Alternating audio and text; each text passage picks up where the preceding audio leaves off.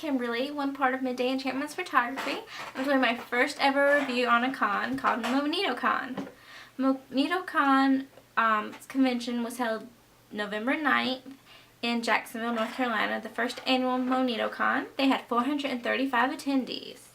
It was an amazing little con, and I'm going to tell you some pros and cons that I liked about it. The first pro was the staff was super friendly. Everything was so easy to find. They kept coming about every 30 minutes to an hour asking us if we needed water, needed food, needed help with anything, whether it be someone watching the booth so we could go take a bathroom break or extra pair of hands. They were really sweet, and they really know what a convention is all about and what a good atmosphere can really do for people. Some other things I liked about it was Momo Soto, the director of the con. She was really sweet, and she had everything well put together with all her fellow D20 girls. Check them out, the Carolina D20 girls. Also, the Master of Ceremonies, Jade, she had busted her knee or did something with her knee the night before, and the week prior to the convention, and she was a trooper. She had people rolling her around. She's like, this ain't gonna stop me from making Monitacon the best in the world. The cosplay contest was great. They had it hosted. The MC for the cosplay contest was Uncle Yo. Not Uncle Grandpa, Uncle Yo. He was really sweet. He's a gamer comedian. You should look him up. He's amazing. A couple other things is Gamers Geek Radio, Lady Rage was there. She was really nice. She came by my booth and talked to me for a little bit, asking me about the prints and my father's donation fund, which I will mention later in the video.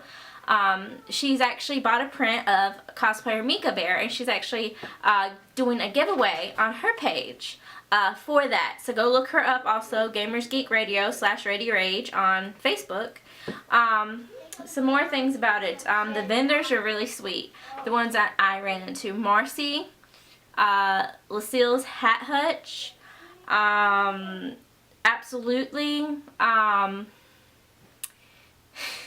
Suncoast, Southeastern Paranormal Investigation Association. They're really sweet, and I cannot wait to work with them in the future. I have a shoot planned with them in a few months. So go check them out also on Facebook. The only con I really had that I would say at the convention was, I don't know who this guy was, but he kept shooting over my shoulder. And it kind of irks me when people do that. I mean, I don't mind, you know, hey, can I grab a quick shot of this cosplayer you're photographing? It's like, sure, no problem. I normally tend to step aside, let them shoot, and then I continue working. But he just kept shooting behind me near my setup and my background, so I thought that was just really rude. That was nothing that the con staff could control, because, you know, some people are just like that, but they did an amazing job this year. I cannot wait to go back. The food, everything was incredible. I just wish I had more money to actually spend and get some swag with, con swag with. Instead, I really had to focus on my father's fundraiser at the moment. I wanted to give a shout out to all the cosplayers who have donated their prints for the table there at the con, as well as the Store Envy account that we have up, which will also be in the ending, Store Envy /M_E_photo. There's Sarah and Brittany from Pretty Hate Machine Cosplay, Bobby J, Cheeky Cosplay, Sharon of the D20 Girls, Mika Bear, as I mentioned earlier, Charlie. They all are amazing people. Go like them. You won't be disappointed in their skills or their picks. I've personally looked at a ton of them, and they're amazing. I also want to give a special thanks to Sarah of Pretty Hate Machine Cosplay. We did a raffle at Monitacon for a 8x16 metallic Dark Phoenix print, and we had a person named Ellen win it, so congrats Ellen, and enjoy that print. We were able to raise about $110 for my father's fundraiser. and this is the part in the video where I'm going to start getting emotional and probably cry. Just to give you guys like a quick rundown of my dad. He's always been sick from like when I was little.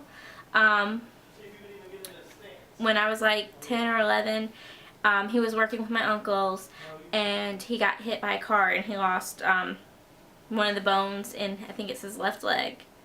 It fractured, and they replaced it with a metal rod. After that, his health started slowly progressing further downhill. He had multiple heart attacks, strokes, and he's had multiple cases of severe pneumonia. And then like last year, he had to have a feeding tube put in, and we thought he was starting to get better. And then this year, a few months ago, we had gotten a call from his doctor. They had did a scan, x-ray on his lungs, and he's pretty much breathing on scar tissue right now.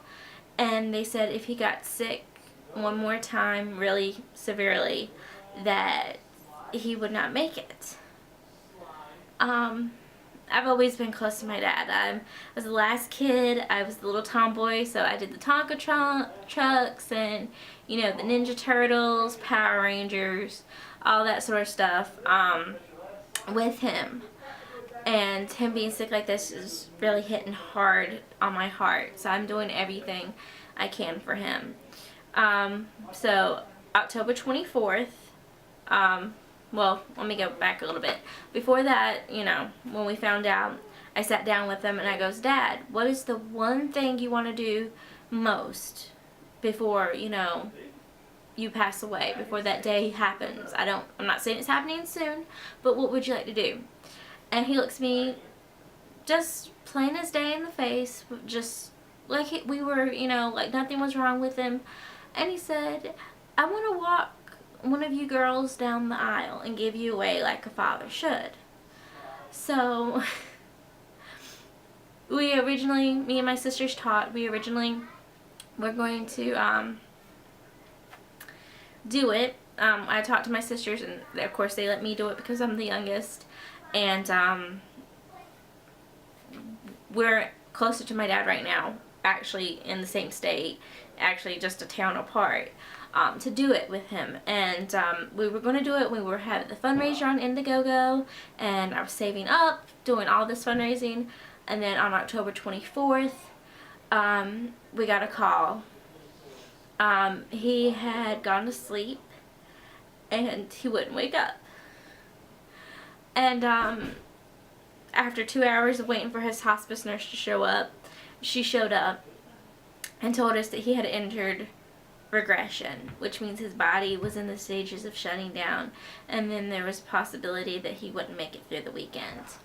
So I was just praying that he'd wake up, and 6 hours later he did wake up, but his blood pressure was so low for so long that it wasn't carrying any oxygen to his brain. So there's a chance that he has some minor brain damage from that. And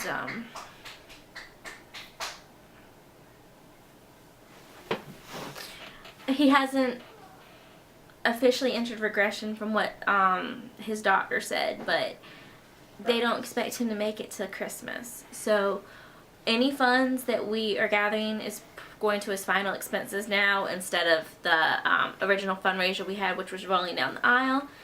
It's still up, but it is closed. You can search Indiegogo.com/rolling down the aisle. It has the full story there and how much funds we have raised through that. If you still want to donate, I do have the Store Envy up. Store Envy/M_E_photo. And like I said, we have tons of amazing cosplayers there. You can buy a print. All funds from that are going to his final expense fund. If you want, you can donate to my PayPal. Just put a note saying, you know, Dad's fundraiser. It's midddayice@yahoo.com.